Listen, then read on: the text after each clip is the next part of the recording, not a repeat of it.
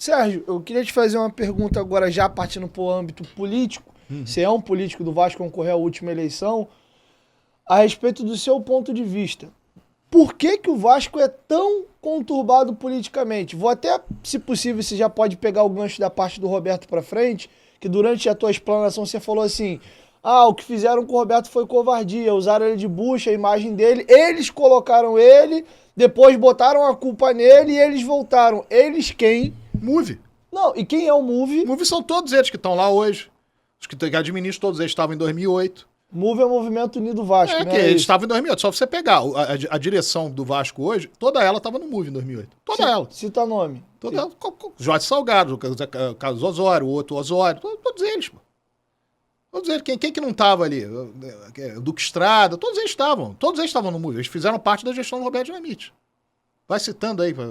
Vitor Roma. Vitor Roma estava. Não, o Otto não. O Otto tava... Não, tô citando os nomes de vice-presidência. De fato, o Otto não, mas a maioria esmagadora. O Otto é do Move lá atrás, nos anos 90. Mas ali, que aliás era um Move que era uma oposição muito dura, mas era um Move que tinha um limite ético. Inclusive, não sei se você sabe, quando o Eurico Miranda ganhou em 2000, ele levou todos os cabeças do Move para a direção do Vasco. A estrutura do Move, dos grandes nomes do Move, dos cabeças do Move, foram todos para a administração do Vasco. Ou seja, ele buscou fazer a pacificação.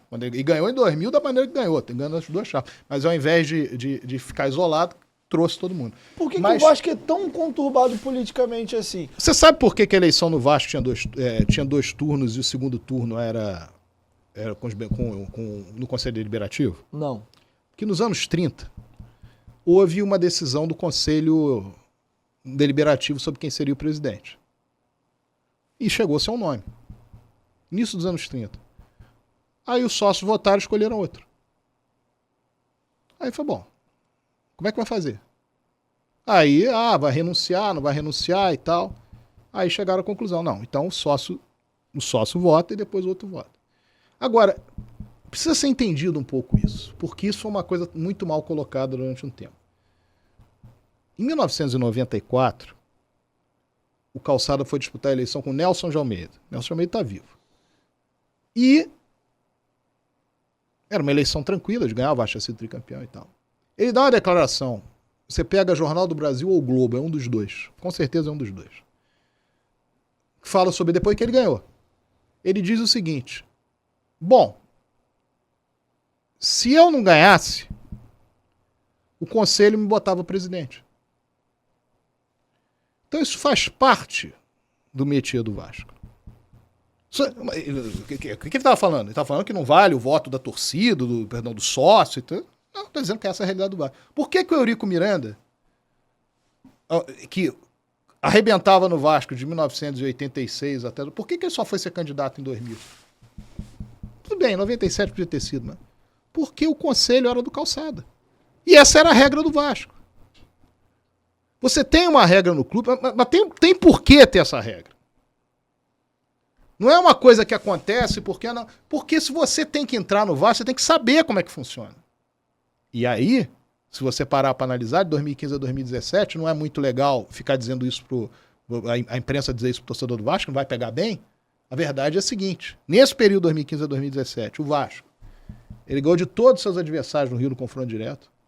Ele ganhou mais títulos e taças, pode escolher títulos e taças oficiais, que todos eles juntos, Flamengo, Fluminense e Botafogo, juntos, diminuiu a dívida, ganhou 2 títulos de um triênio, o que não acontecia no Vasco desde o período do final do século passado, e sem o Eurico Miranda para acontecer no Vasco, bota muito lá para trás, e conseguiu diminuir a sua dívida. O Vasco diminuiu a dívida. O Vasco teve praticamente 3 anos de certidões. A primeira coisa que o Eurico Miranda fez em dezembro de 2014 foi arrumar a certidão. Ele tinha que arrumar time, né? Porque o time estava em terceiro lugar na segunda divisão. A primeira coisa que ele fez foi arrumar a certidão. Pegou o dinheiro, pediu dinheiro emprestado para conseguir arrumar a certidão. Arrumou a certidão, o Vasco ficou praticamente o treino todo com ela.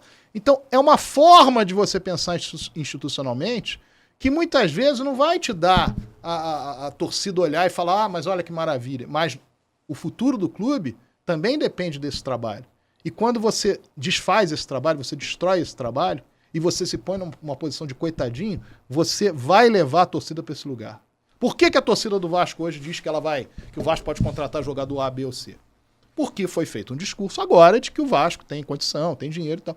A torcida vai pro discurso daquilo que você está apresentando para ela. Você está gerindo, você está apresentando para ela uma coisa, você está dizendo para ela que vai ser aquilo.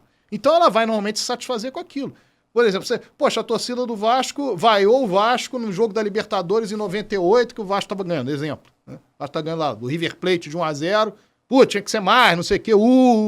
Pois é, e hoje ela aplaude o jogo. É como ela está sendo levada. Quando ela percebe que o Vasco pode ficar na segunda divisão 2 anos seguidos, ela vai para uma lógica de que tem que apoiar o tempo todo, não interessa quem está lá. Mas, de repente, se fosse uma lógica do Vasco estar muito bem, etc., ela podia estar mais cobrando do que apoiando. Então, é muito dentro da lógica que você traz para a torcida do que pode andar ou não andar no futebol, entendeu?